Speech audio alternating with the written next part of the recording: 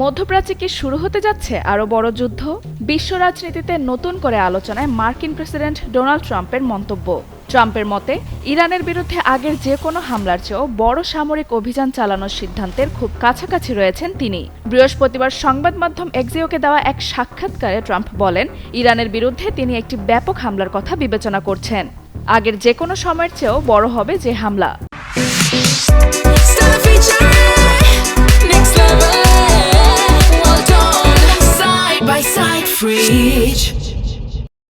সিদ্ধান্ত নেয়ার কাছাকাছি আছেন জানিয়ে মার্কিন প্রেসিডেন্ট বলেন, যুক্তরাষ্ট্র এর জন্য পুরোপুরি প্রস্তুত। ট্রাম্প আরও বলেন, চাইলেই ইসরায়েল 2 মিনিটের মধ্যে এই অভিযানে যোগ দিতে পারে, যদিও যুক্তরাষ্ট্র একাই অভিযান চালাতে সক্ষম।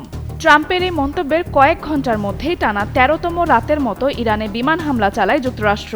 পাশাপাশি আন্তর্জাতিক বাজারে ব্যারেল প্রতি $100 ছাড়িয়েছে ব্রেন্ট ক্রুড তেলের দাম। জাতিসংঘ সতর্ক করে বলেছে, মধ্যপ্রাচ্য এখন এক ভয়াবহ বিপর্যয়ের দ্বারপ্রান্তে। আর ট্রাম্পের সম্ভাব্য বৃহৎ হামলার সিদ্ধান্ত ঘিরে এখন প্রশ্ন একটাই, ইরানকে ঘিরে কি আরও বড় সংঘাতের দিকে এগোচ্ছে বিশ্ব?